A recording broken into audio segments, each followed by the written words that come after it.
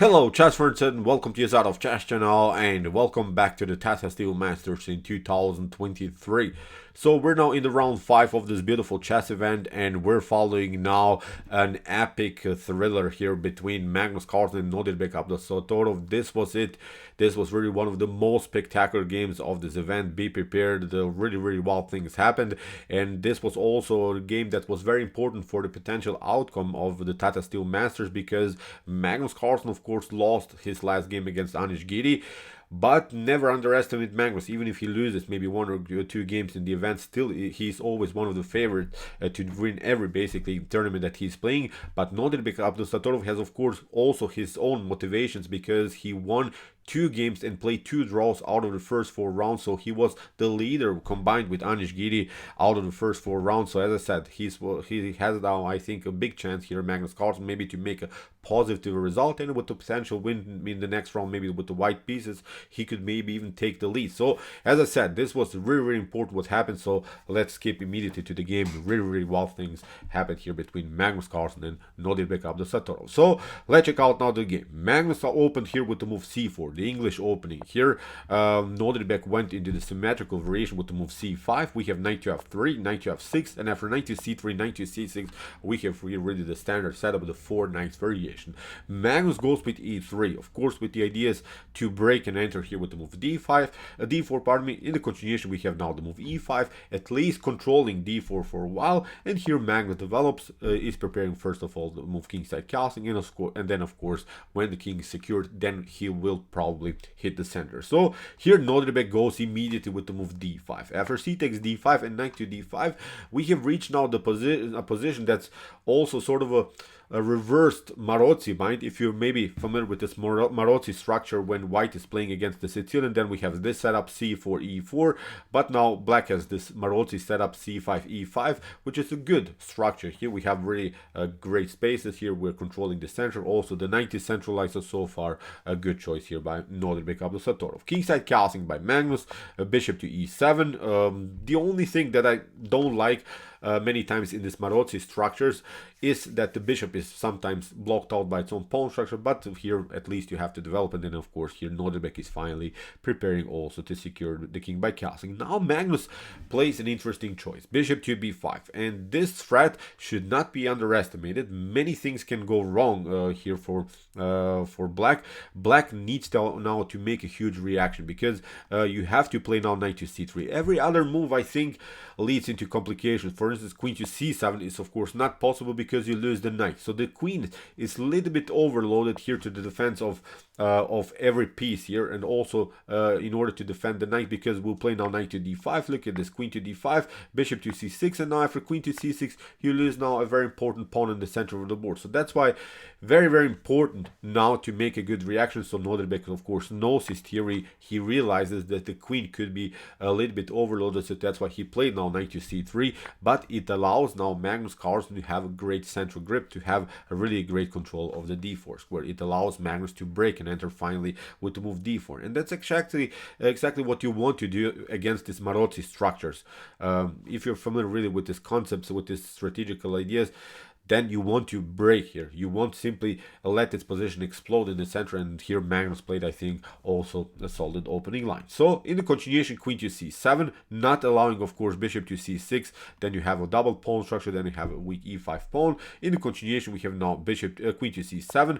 Now Magnus hits the center with the move d4, c takes d4, and after c takes d4, e takes d4, Magnus recaptures, of course, here the pawn with the knight, because he doesn't want to be left with an isolated d pawn here, which could cause him really some positional problems. After castling, maybe bishop to g4 is annoying to handle, and similar ideas. The queen could be overloaded to the defense of the knight. The knight is a little bit overloaded to the defense of the pawn, so that's why knight takes d4, of course, a more solid position here, really a more compact setup here by white. So in the continuation, bishop to d7. Nodirbek is continuing his defense here on this diagonal. We have now knight to f3, and now bishop to f6 here by Nodirbek, hitting the rook on a1. And you have to, I think, here play solid chess. Rook to b1 is pretty normal. Nothing spectacular is going on, I think, in the position.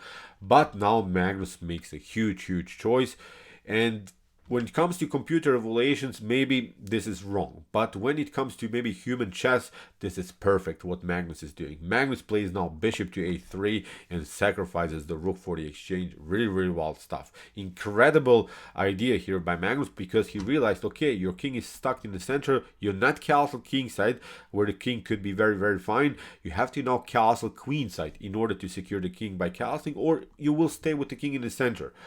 Look at this. After bishop to a1, that Nodirbek of course plays, and queen to a1, Nodirbek has now to castle queenside. And the problem is now many files are open here on the queenside. The rook will come into the game. The bishops are very dangerous. The knight could be very dangerous on knight to d4. The c file could be open. So this idea that Magnus Carlsen is doing is really brilliant, but if black of course defends the position somehow, if Nodirbek regroups, if he gets these pieces into shape, I think then white could face many positional problems, because if this game reaches now the endgame stage, this is over for white. So as I said, now Magnus has to make something out of this attack, and so far it's not so clear how is white going to attack this position, because black is also good activity. Black is also a great control with the rooks. The bishop is there on d7. The knight is good on c6. So, as I said, Magnus has now to prove his point about this exchange sacrifice in an early stage of the game, because Magnus sacrificed the rook in move 14, which is very, very wild. So,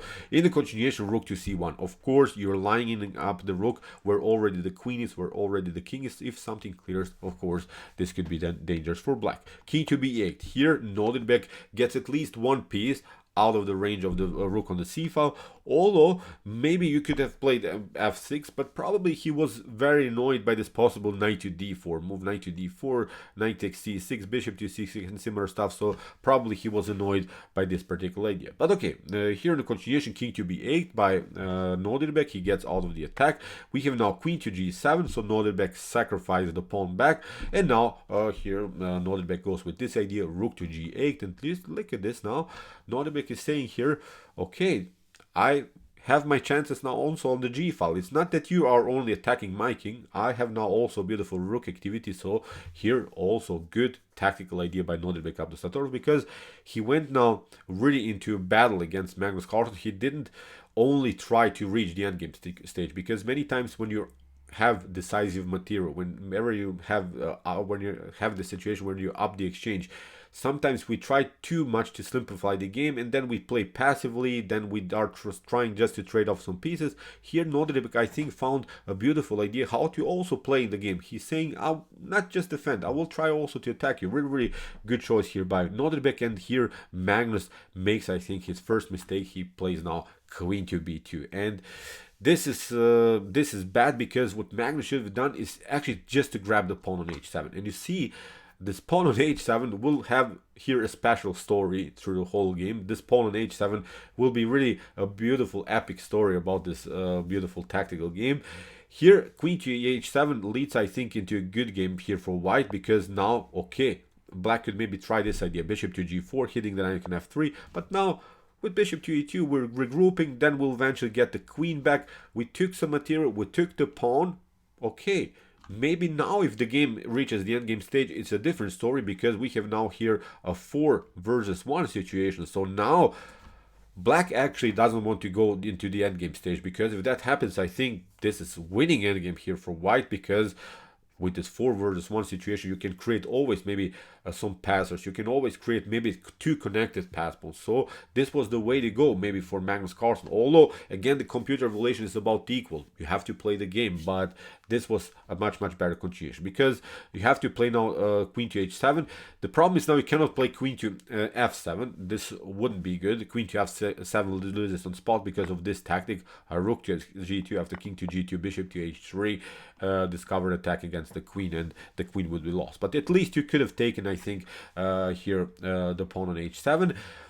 Magnus was probably worried about this particular continuation, maybe with rook to h8. But if rook to h8 happens, now you can pick up finally the pawn on f7, and now there is no tactic rook takes g2 followed with bishop to h3. So this was the way to go, and look at this now. Now with bishop to c6, after bishop to c6, queen to c7, maybe we're trading off the queens, and suddenly we have 4 connected pass pawns here on the king side. So This was, I think, maybe an opportunity for Magnus to make something. Of course, as I said, Black is also playing the game. Black can also make counter plays, but queen to b2 that Magnus played instead of queen to h7 was simply too slow, was simply too passive.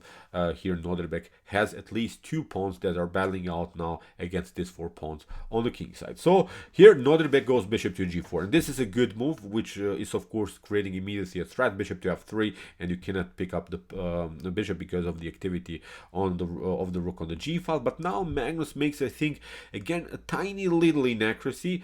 He played now knight to e1. He should have played actually knight to d2, retreating with the knight, but it's not the same, because now after move knight to e1, Nodirbek played a beautiful choice here, a rook to d1, which is forcing now a trades of rooks. And I think with this trades of rooks, Nodirbek solved many tactical problems of this game, because as I said, the rook was very powerful on the c file. With the move knight to d2, this sequence could not happen because now the rook is simply paralyzed on the d file. So at least for a while, Magnus Carlsen would defend the position on the d file, and he would stay with his beautiful activity here on the c file. He would threaten bishop to c6 after you see you cannot take out with the pawn because of this activity, because also of the rook activity here on the c file. So this was the way to go. Again, a tiny little inaccurate move, which gave now Nodirbek the opportunity to trade off the rooks, as we said. And now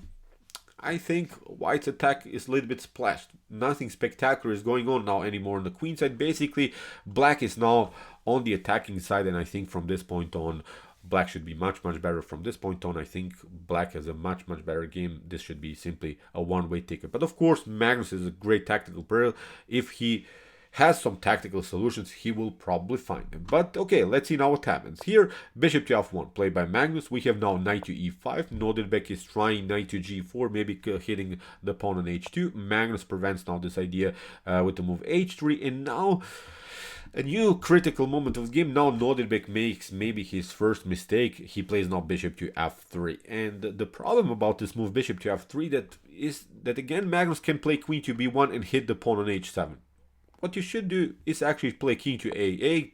Now after potential queen to b1, now you still have this opportunity. We have still here this one, bishop to c2. You have to play something like this. After knight to c2, look at this, knight to f3 loses on spot, because this is simply not working. So as I said, if you go with your king to h1, you get even checkmate on h2. So this was sort of a tactic that could have prevented this move queen to b1. But as I said, after move bishop to f3 that Nodirbek played, the problem is now after queen to b1, there's simply no good defense against in order to protect your pawn on h7, because if you play now h5, then the queen is coming very actively into the game here on the square h7. The rook is attacked, the bishop is attacked. You could lose the bishop if you move the rook, so it's really dangerous now to play the game from this point on. Actually, White is winning the game. So you see this idea, bishop to f3 calls now here Nodirbek Abdusattorov many tactical problems, but Magnus didn't realize them and played now queen to d4. And a new mistake by Magnus, as I said, he should have just gone again for this pawn. He takes one pawn, and then he has again at least this 4 versus 1 situation on the king side. So as I said, then he wouldn't be bothered by a potential endgame that could happen. So now if we move queen to d4, Nodirbek plays now rook to d8. We have now queen to h4, and now bishop to d5, and now queen takes h7. So see, Magnus took now finally the pawn that he should have taken much earlier, but now we have reached a similar position, but without this pair of rooks that were traded off on d1 that Nodirbek basically forced with the move rook to d1. Then we saw earlier that the rooks were traded on this square. So as I said, still this should be much better for Black. Still White is struggling, but as I said, Magnus has again great chances here by just pushing some pawns, and he could have also good game. So in the continuation, bishop to c4 by Nodirbek. Also, I think bishop to a2 is perfectly fine, just grabbing one pawn. Maybe you can also connect 2 of your pawns here. So, but I think it's much easier for Magnus to push the pawns, because you don't have to even push the g pawn. You just launch the h pawn, you know, and still you didn't mess up your pawn structure here on the g file. So maybe this was the way to go. But okay, after queen to h7 and bishop to c4 that Nodirbek played, we have now bishop to b2 by Magnus. Magnus. Bishop takes f1, king to f1, queen to c4, hitting now the king. The king has to step back, and now knight to c6. And from this point on, I think Nodirbek has regrouped, has a solid structure, has a solid position, has a compact position. His pieces are not so loose anymore on the board. The pawn on f7 is protected, and the most important thing is here that the king is not so endangered anymore. I think now the king is not endangered at all. The only chance that I see now in White's game to make something out of this is maybe, as I said, just to push the pawn. So knight to f3 was played by Magnus. We have now queen takes a2. You see, Nodirbek takes on another pawn, and he has now the opportunity also to push this beautiful a pawn. Also, he's threatening now a potential promotion on the a file. So bishop to f6, hitting the rook, rook to d1, king to h2, and here after move a5, Nodirbek is announcing, dude, you have to be careful here. I'm pushing the pawn. I want now to make your pieces here really defensive. So knight to d4 by Magnus. We have now queen to d5, and here queen to c2 by Magnus Carlsen, of course, also attacking the rook here on d1. So really active play also by Magnus, but as I said, he has some worries how to defend this passer on the a file. So after queen to c2, now Nodirbek played, I think, really here great move. He played first of all the move queen to d6, hitting the king, and there are not good ways anymore to cover yourself. For instance, if you play g3, it leads into a complicated tactical sequence that actually is in Black's favor. And we have to also mention a very important moment here. Magnus was really low on clock. He had only 1 minute on the clock, and we're now in move 34, and you get additional time in move 40. So Magnus had to play now the next 5-6 moves really in a fast way in order to get additional time. So it was really a tough moment now for him. G3 was not Magnus Carlsen's continuation. He played now the move f4, but let's see, even if you play g3, we pick up this bishop on f6. You can play maybe knight to c6, b takes c6. You can hit the rook on d1, but now after a couple of moves you lose too much pawns here, and this should be, I think, a completely winning endgame. The king can probably be checked a couple of times by the queen, but then probably king can hide, and always the king is also endangered here, so White needs to be also careful. So as I said, this should be probably winning continuation. So that's why Magnus goes f4, but now after rook takes d4, a beautiful choice here by Nodirbek Abdusattorov. Bishop to d4, knight takes d4, we have e takes d4, and now after queen takes f4, we have reached again a new beautiful endgame that's simply much better for Black. After king to g3 and queen to d4, the pawn was taken. Okay, Magnus has this passer, but also Nodirbek has this passer, which is much closer here, and we have to say White's king is much more in danger. So if Black now plays the game correctly, this should be maybe even a winning continuation. So in the continuation, Magnus goes h4. We have now the move a4 by Nodirbek. We have queen to a2, hitting the pawn on f7. We have now the move f5, h5, and now queen to h8. Here Magnus takes out this pawn, but also Nodirbek takes out now the pawn on h5.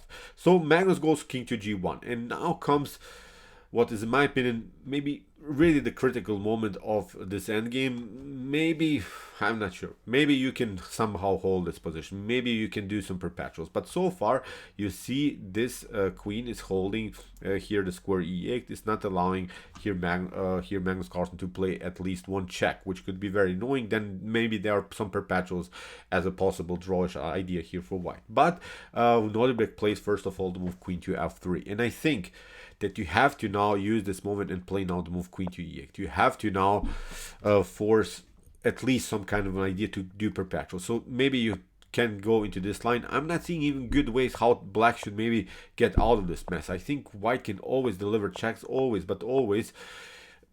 As I said, maybe this was the way to go for Magnus Carlsen to reach a draw. Still, Black should be better, but it's not so clear how Black should really win the game. So, as I said, this was the only way, but just the only way to for White to make a draw. But after move queen to f3, Magnus makes now a huge mistake. He plays now the move king to h2, and this move is allowing actually here Nodirbek Abdusattorov to play a very important strategic endgame move, which is the move b5. We'll come to that part. Why is this a possibility? Why actually you can play the move b5? Because first of all, we're playing the move queen to e2. That was of course Nodirbek's move, and notice now again we have covered the e8 where no more checks are possible here for for white. So that's why you have two chances.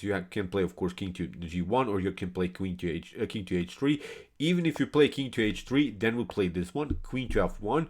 You have to maybe go here to h4, but it doesn't matter now. b5 is coming, and you see now, okay, again, white can maybe do some perpetuals. We'll try rook to b4, queen to b4, maybe queen to f8 and similar stuff. But now black's king has a clear path, at least to go behind the pawn, include also the queen into defense, and just start to push the pawn. And this is very important because the pawn is already on the 5th rank. And now after move queen to e2 that the Nodirbek played, Magnus goes king to g1, but again the same attack will happen because now Nodirbek attacks simply the pawn on g3. Again you have to make a reaction. Now b5 is coming anyway, so again Nodirbek managed to do this move, which is, I think, even the winning endgame move. Now he finished this clear idea how to make progress. So Magnus had maybe some chances to play the move queen to e8 in one particular moment, didn't play that, and now he's really in serious trouble. So after b5, Magnus first blocks the potential progress of the black's pawn with queen to b4. Now Nodirbek, of course, gets with the king closer, and Magnus is trying to simplify the game by playing the move g4, trying to at least not having problems here on this side of the board. But the problem is after f takes g4, queen to g4, and b6 that happened, king to b6 by Nodirbek Abdusattorov, we have here really what is, in my opinion, a completely winning endgame here for black, especially because one element here that's very important, and the king is simply too far away from the action. So the queen is always cutting off the potential route for the king, so the king cannot be included into the defense. And okay, white will have a couple of checks, white will have some fun, but it's not possible to do some perpetuals, and now Nodirbek has to just push the pawn. And what also is very important here, that the potential trades of queens is also very risky for white. If, for instance, you play a check and then you might, I don't know, maybe let's imagine just position, maybe you play somewhere here on f8, then you could get checked. Maybe let's imagine the queen is here on f8. Then after potential queen to c5, maybe you're playing sort of a check and also against the an attack against the queen. You have to trade off the queens, and when the king comes here on c5, this king is simply too far away from the action, so you lose the endgame anyway. So that's, I think, also something that bothers white in the continuation of the game. So the king is too far away from the action, and also a potential trade of queens doesn't bring here white anything, because then it's still a lost game. Here in the continuation, queen to g8 was played. Nodirbek simply pushed the pawn further. King to f3, king to b5. So you see king to g2.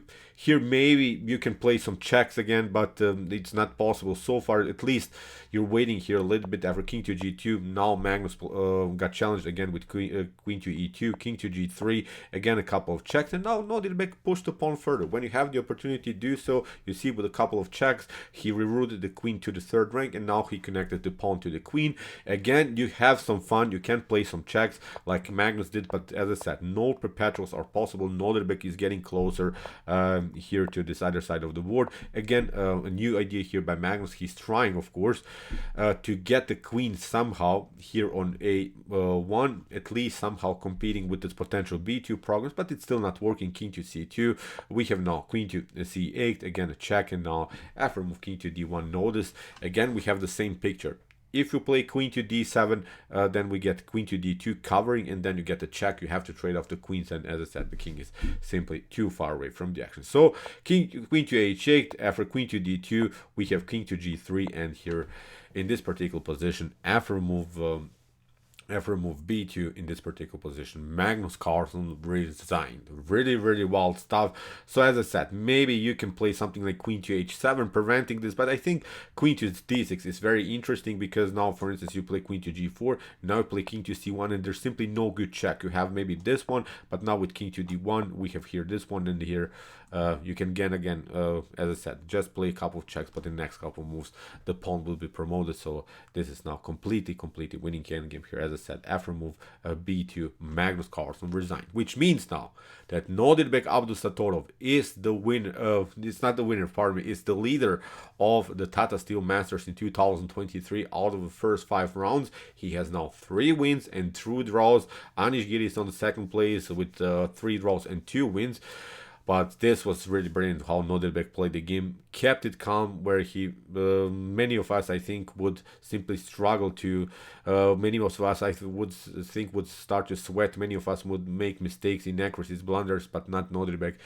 He played here really solid endgame, really incredible performance by the 18-year-old top grandmaster. Really wild stuff what happened. So now Nodirbek is the top favorite, as I said, to win the whole thing, to win the beautiful Tata Steel Masters in 2023. So okay, I hope that you enjoyed the game. I really enjoyed it a lot. Really wild stuff what happened. This will be an epic tournament. Maybe we'll have also a new drama, who knows.